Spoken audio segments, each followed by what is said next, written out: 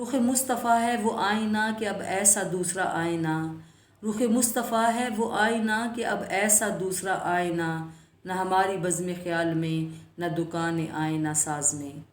اس وقت محمد صلی اللہ علیہ وآلہ وسلم کی اٹھتی ہوئی جوانی تھی، حسن و دلکشی بلا کی تھی۔ گورا گورا رنگ ملاحت لیے ہوئے، مسکراتا ہوا نورانی چہرہ ہلکی سی گلائی لیے ہوئے، قد درمیانہ، نہ تو پست قد اور نہ بہت زیادہ لمبا، بڑا سر جس پر سیاہ سیاہ گھنے گھنگریالے بال، چوڑی پیشانی جس سے غیر معمولی عظمت ٹپکتی، باریک باریک بھویں ایک دوسرے سے جدا، کچھ خمدار اور بھری ہوئی، انتہائی خوشنما دراز پلکیں، سیاہ سرمگی آنکھیں، چوڑائی لیے سفیدی میں ہلکی ہلکی سرخی جو آنکھوں کی کشش میں غیر معمولی اضافہ کر رہی ہوتی، پھر نگاہوں میں شرم و حیا کی گھلاوٹ اور دیکھنے کا انتہائی معصومانہ اور دلکش انداز، نہ کچھ اونچی اور ستواں، سامنے کے دانتوں میں ہلکی ہلکی زیخیں، گفتگو فرماتے تو موتی کی طرح چمکتے، ایسا لگتا جیسے ان سے نور ابل رہا ہے، چہرے پر بھری ہوئی گھنی داڑھی، خوبصورت سی اونچی گردن، سینہ کشادہ اور مونڈوں کا درمیانی فاصلہ عام پیمانے سے کچھ زیادہ، چوڑی چوڑی کلائیاں، ہتھیلیاں فراخ اور نرم گداز، انگلیاں موزوں حد تک دراز، ہلکی ہلکی سوتی ہوئی پنڈلیاں، ایڑیوں پر برائے نام گوشت، تلوے ذرا گہرے، چلتے تو قوت کے ساتھ، ذرا آگے کو جھک کر قدم جما کر رکھتے، رفتار بہت تیز ہوتی، معلوم ہوتا کہ نشیب میں اتر رہے ہیں، چہرہ غور و فکر میں ڈوبا رہتا اور نگاہوں میں پاکیزہ خیالات اور بلند جذبات چمکتے ہوتے، دیکھنے والا پہلی نظر میں مرعوب ہو جاتا۔ ختیجہ کے ساتھ آپ صلی اللہ علیہ وآلہ وسلم کی زندگی انتہائی پرلطف تھی، ان کی رفاقت آپ کے لیے راحت ہی راحت تھی، وہ ایک نہایت ہوشیار، تجربہ کار اور سمجھدار خاتون تھیں، انہوں نے آپ صلی اللہ علیہ وآلہ وسلم کی طبیعت اور مزاج کو، آپ کی پسند اور ناپسند کو خوب پہچان لیا اور ہمیشہ اس کا پورا پورا خیال رکھا، آپ کے جذبات اور رجحانات کو، آپ کی امنگوں اور دلچسپیوں کو اچھی طرح سمجھ لیا اور ان کے سلسلے میں آپ کے ساتھ پورا پورا تعاون کیا اور ہر طرح سے سہولتیں پہنچانے کے لیے کمر بستہ رہیں۔ آپ کے رجحانات کیا تھے؟ سدا سچ بولنا، ہر کام ایمانداری سے کرنا، ہنگاموں سے بچنا، شور و گل کی محفلوں سے دور رہنا اور تنہائی میں بیٹھ کر غور و فکر کرنا۔ ختیجہ نے ان ساری باتوں کا خیال رکھا، چنانچہ آپ کے معمولات پر کوئی اثر نہیں پڑا، آپ اب بھی اسی طرح وسیع اور اوپر فضاؤں میں نکل جاتے، اب بکریوں کی رکھوالی بھی نہ کرنی ہوتی، اس لیے اور زیادہ یکسوئی اور اطمینان رہتا، جب تک چاہتے غور و فکر کرتے، مناظر فطرت کا مشاہدہ کرتے، اس طرح گویا آپ فطرت کی رہنمائی میں اپنے دادا ابراہیم علیہ السلام کے نقش قدم پر چل رہے تھے، علم و عرفان اور ایمان و یقین کی منزلیں طے کر رہے تھے۔ وَكَذَلِكَ نُرِي إِبْرَاهِيمَ مَلَكُوتَ السَّمَاوَاتِ وَالْأَرْضِ وَلِيَكُونَ مِنَ الْمُوقِنِينَ، اور اسی طرح ہم ابراہیم علیہ السلام کو آسمانوں اور زمین کے نظام سلطنت دکھاتے تھے، اس لیے دکھاتے تھے کہ وہ یقین رکھنے والوں میں سے ہو جائے۔ تو کیا آپ صلی اللہ علیہ وآلہ وسلم ختیجہ رضی اللہ تعالی عنہا کے حقوق سے غافل رہے؟ نہیں، ایسا نہیں تھا۔ اگر ختیجہ ایک وفا شعار اور فرض شناس بیوی تھیں تو آپ بھی ایک مثالی شوہر تھے، عبادت کے ساتھ ساتھ آپ ختیجہ کا بھی پورا خیال رکھتے، ان کے سارے حقوق ادا کرتے، ان کے دل کے بہلاوے کا سامان کرتے، ان کے ذوق اور طبیعت کی پوری رعایت رکھتے، ان کے مال کی ہر طرح حفاظت کرتے، ان کی تجارت کو فروغ دیتے جس پر پورا اطمینان ہوتا، جو سچا اور ایماندار ہوتا۔ غرض آپ ایک انتہائی محبوب اور حق شناس شوہر تھے۔ ختیجہ رضی اللہ تعالی عنہا کے لیے آپ کے رہن سہن میں بڑی دلکشی اور جان نوازی تھی، آپ کا ساتھ ان کے لیے بڑا ہی سکون بخش اور پرکیف تھا۔ ختیجہ نے آپ کو بڑے بڑے مالداروں اور عزت داروں پر ترجیح دی تھی، جاہ و منصب والوں کے مقابلے میں آپ کو اپنا خامد بنانا پسند کیا تھا، وہ آپ کے بارے میں انتہائی حسن ظن رکھتی تھیں، آپ سے ہی بہت زیادہ پر امید تھیں، پھر بھی ان کو پہلے سے کیا اندازہ رہا ہوگا کہ وہ کتنی خوش نصیب ہیں۔ تھے تو آپ صلی اللہ علیہ وآلہ وسلم تنہائی پسند، لیکن لوگوں سے میل جول بھی رکھتے، ان کے معاملات میں دلچسپی لیتے، ان کی باتوں کو بہت ہی غور سے سنتے، اکثر چپ رہتے، بے ضرورت کبھی نہ بولتے، نہ کسی بات میں لوگوں سے الجھتے، جو بات بھی کہتے بہت ہی مختصر اور کام کی کہتے، اس میں بھی ظرافت ہوتی، ظرافت میں بھی لطافت ہوتی، چہرہ مسکراتا ہوا دیکھنے میں بہت دلکش اور بھلا لگتا، بات کرنے والا گرویدہ ہو جاتا، یہی مسکراہٹ کبھی کبھی ہنسی میں تبدیل ہو جاتی۔ انہی خوبیوں کی وجہ سے لوگ آپ کی ہر بات کو وزن دیتے، آپ کی رائے کا احترام کرتے اور آپ صلی اللہ علیہ وآلہ وسلم کے مشوروں پر عمل کرتے۔ مکہ کے چاروں طرف پہاڑیوں کا سلسلہ ہے اور بیچ میں کعبہ ہے۔ زور کی بارش ہوتی تو شہر میں پانی بھر جاتا، پھر کعبہ کی دیواریں نیچی تھیں اور دیواروں پر چھتیں بھی نہ تھیں، جیسے ہمارے یہاں کی عیدگاہ۔ ایک بار کا واقعہ ہے کہ بہت زبردست سیلاب آیا جس سے بہت سی عمارتیں ڈھہ گئیں اور پانی کعبہ کے اندر پہنچ گیا۔ اس طرح دیواروں میں شگاف پڑ گئے اور بنیادیں کمزور ہو گئیں۔ یہ چیز مکہ والوں کے لیے ایک مسئلہ بن گئی اور انہیں اس کی مرمت کی فکر ہوئی۔ اوروں کی طرح آپ صلی اللہ علیہ وآلہ وسلم کو بھی فکر لاحق ہوئی۔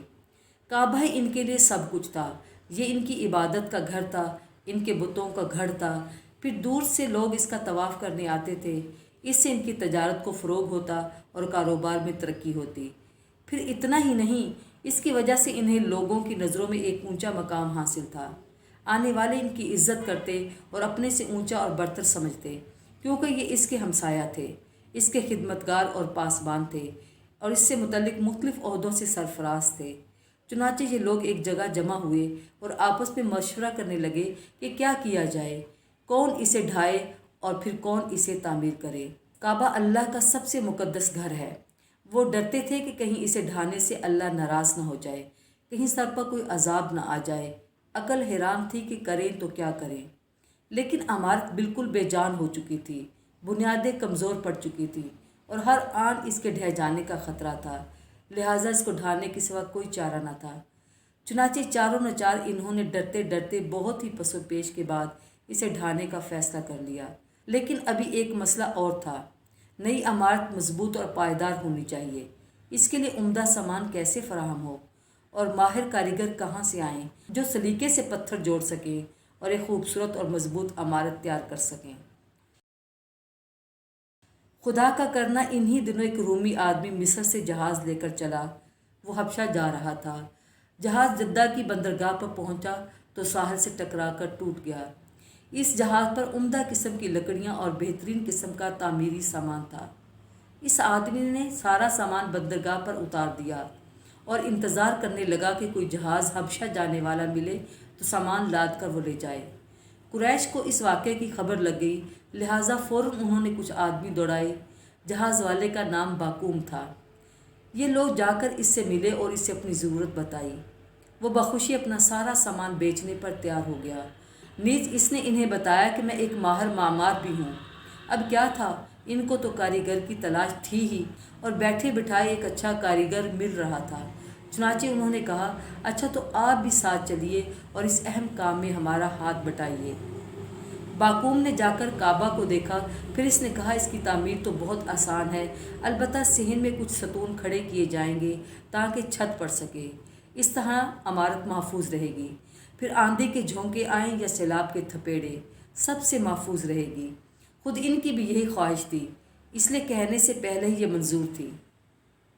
مکہ میں ایک مصری آدمی رہتا تھا، قبطی نسل کا، صلیح اس کا نام تھا۔ لکڑی کے کام میں وہ ماہر تھا، اس لیے باقوم کی مدد کے لیے وہ بھی بلا لیا گیا۔ اس کے بعد قریش نے کعبہ کے الگ الگ حصے کیے اور آپس میں بانٹ لیے کہ اس کو ڈھانے میں ہر قبیلے کا ہاتھ رہے اور تعمیر کے شرف سے بھی کوئی محروم نہ رہے۔ اب ڈھانے کا وقت آ گیا۔ لوگ پھر لرز اٹھے، جسم کے رونگٹے کھڑے ہو گئے، پھر وہ شش و پنج میں پڑ گئے کہ ڈھائیں یا نہ ڈھائیں، کیا کریں۔ ابرہہ کا حشر یہ لوگ اپنی آنکھوں سے دیکھ چکے تھے، جو کعبہ کو ڈھانے کے ارادے سے نکلا تھا، پورے لاؤ لشکر کے ساتھ آیا تھا، لیکن نہ کعبہ تک پہنچ سکا اور نہ ہی واپس جا سکا، پورے لشکر کے ساتھ تہس نہس ہو گیا۔ اس واقعہ کو ابھی زیادہ عرصہ نہیں ہوا تھا، اس کی ہلاکت و بربادی کا عبرتناک منظر لوگوں کی نگاہوں کے سامنے آ جاتا اور وہ سہم جاتے، لیکن ان کا مقصد ڈھانا نہیں تھا، بنانا تھا۔ چنانچہ نمازیں پڑھیں، قربانیاں کیں، دعائیں مانگی، التجائیں اور مناجاتیں کیں۔ پھر ایک آدمی آگے بڑھا، خوف سے اس کا جسم کانپ رہا تھا، وہ تھا ولید بن مغیرہ۔ लरजते लरजते हाथों से इसने कदाल पकड़ी और एक सतून ढा दिया। हर तरफ सन्नाटा छाया हुआ था और लोग चुपचाप खड़े देख रहे थे। इन्हें इंतज़ार था कि देखें वलीद का क्या हशर होता है और वो किस बला में घिरता है। रात गुजर गई, नई सुबह भी नमूदार हो गई, लेकिन वलीद को कुछ न हुआ। इस पर कोई भी आफत न आई। अब कुरैश की हिम्मत बंधी और दिल को इत्मीनान हुआ और उन्होंने काबा की इमारत ढानी शुरू कर दी। ढाने में सब ने हिस्सा लिया और पत्थरों को हटाने में भी सब शरीक रहे। ढाते ढाते वो एक सबज चट्टान पर पहुँचे। इस पर भी कदालें मारी, मगर कदालें चटक छटक जाती और चट्टान जूं की तू रही। फिर वही नई इमारत की बुनियाद बनी। करीब ही पहाड़ियों का सिलसिला था। वहाँ से वो पत्थर ढो ढो कर लाए और नई इमारत बनाने लगे। आप सल्लल्लाहु अलैहि वसल्लम और आपके सारे चचा इस काम में पेश पेश थे। देखते देखते मुहकम दीवारें खड़ी हो गई। काबा की पुरानी दीवार में मशरक़ की तरफ एक काला पत्थर था और अब भी है। इसको हजरे अस्वद यानी काला पत्थर कहते हैं। अरब इसे बहुत मुतबरक समझते थे। इस्लाम में भी इसका ख़ास मकाम है। काबा का तवाफ़ करते हैं तो हर तवाफ़ इस पत्थर से शुरू करते हैं, नीज़ इसे बोसा भी देते हैं। कुरैश ने दीवार कुछ ऊंची कर ली। अब हजरे अस्वद रखने का वक़्त आया तो सवाल पैदा हुआ कि ये शरफ़ किसके हिस्से में आए, कौन इसे इस जगह पर रखे। कोई कबीला भी इस शरफ़ से महरूमी पर तैयार न था। हर एक ये सआदत खुद हासिल करना चाहता था और दूसरों के मुकाबले में अपने को ज़्यादा हकदार समझता था। चुनाचे एक हंगामा उठ खड़ा हुआ। लोगों में नोक झोंक होती रही, इख्तलाफ बढ़ता गया और हालात बिगड़ते गए। वो दिल जो अब तक जुड़े हुए थे और अल्लाह के घर के नाम पर शीरो शिकर हो गए थे, फिर फटना शुरू हो गए और इनमें नफरत व अदावत की आग सुलगने लगी। 5 रातें गुजर गईं और हंगामा बरपा रहा। ना कोई बात तय होती और ना किसी राय पर इत्फाक होता। हालात नहायत संगीन हो गए और लोग लड़ने मरने के लिए तैयार हो गए। बनी अब्दुद्दार और बनी अदी 2 मशहूर कबीले थे। इन्होंने आपस में गठजोड़ कर लिया और दोनों ने अहद किया कि ये शरफ़ किसी हाल भी हाथ से न जाने देंगे, किसी और कबीले को इसके करीब भी नहीं फटकने देंगे। अरब में दस्तूर था कि जान देने का अहद करते तो प्याले में खून भरकर रखते और अहद करने वाले इसमें अपना हाथ डुबोते। इन्होंने इस मौका पर यह रस्म भी अदा की। फिर तलवारें मियान से बाहर आ गईं और ये हुआ कि अब इस झगड़े का फैसला तलवार करेगी। इस वक्त अबू उमैया बिन मुगीरा उठा। ये कुरैश का सबसे बुरा आदमी था। हर एक इसका अदब एहतराम करता और इसकी बात के आगे सर झुका देता। इसने बड़ी मिन्नत समाजत की और कहा, मेरे भाइयों, इज़्ज़त और सरदारी में तुम सबका रुतबा बराबर है। बिला वजह आपस में लड़ो झगड़ो नहीं। नफ़रत और दावत की आग न भड़काओ। अक्लो होश से काम लो और मेरी बात मानो। पहला कुरैशी जो बाबू सफ़ा से दाखिल होकर आए, इसका फ़ैसला इस पर छोड़ दो। ये राय सब ने मान ली। काबा के गिर्द हरम शरीफ की 4 दीवारी है। इसके दरवाज़ों में से एक का नाम बाबू सफ़ा है, क्योंकि ये सफ़ा पहाड़ की तरफ पड़ता है। सब ने निगाहें बाबू सफ़ा पे गाड़ दी और इंतज़ार करने लगे कि देखें इनकी किस्मत का फ़ैसला किसके हाथ में जाता है और वह किस तरह इस गुत्थी को सुलझाता है। रब का करिश्मा देखिए कि थोड़ी ही देर बाद एक खूबसूरत जवान बाबू सफ़ा से नमूदार होता है। वो तेज़ी से चला आ रहा है। देखते ही देखते सब चीख पड़ते हैं, अमीन अमीन, मोहम्मद अमीन का फ़ैसला तस्लीम। कितना एतमाद था कौम को इस जवान पर। पूरी कौम में कोई नहीं जिसे इसकी दयानतदारी में शुबा हो, कोई नहीं जिसे इसका फ़ैसला मानने में ताअम्मुल हो। देखना है आज इस नाजुक मौका पर वो क्या किरदार पेश करता है। लोग बेताबी से आगे बढ़े और आप सल्लल्लाहु अलैहि वसल्लम से फ़ैसला चाहा। आपने फरमाया, एक कपड़ा लाओ। कपड़ा लाया गया तो आपने इसे फैला दिया। फिर हजरे अस्वद को उठाया और इस पर रख दिया। फिर फरमाया, हर कबीले का सरदार एक एक कोना पकड़ ले और सब मिलकर उठाएं। चुनाचे कबीलों के सरदार आगे बढ़े। उन्होंने कपड़े के कोने पकड़े और जिस जगह पत्थर लगाना था वहाँ तक ले आए। फिर आप सल्लल्लाहु अलैहि वसल्लम ने इसे खुद उठाया और इसकी जगह रख दिया। लोग खुशी से उछल पड़े और हर तरफ मुसरत व शादमानी की लहर दौड़ गई। कितना पेचीदा था ये मसला और कितनी आसानी से हल हो गया। हर एक की नाक रह गई और कोई भी इस शरफ से महरूम न रहा।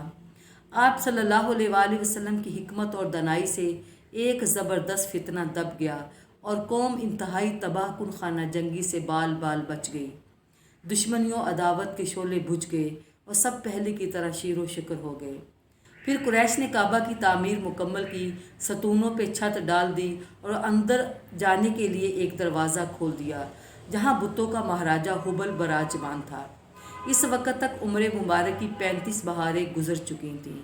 آپ نے دیکھا محمد صلی اللہ علیہ وآلہ وسلم کتنے سچے تھے، قوم میں کس قدر محبوب تھے، بے داغ سیرت، پاکیزہ طبیعت، ہر ایک آپ صلی اللہ علیہ وآلہ وسلم کی عزت کرتا اور جو کچھ فرماتے اسے تسلیم کرتا۔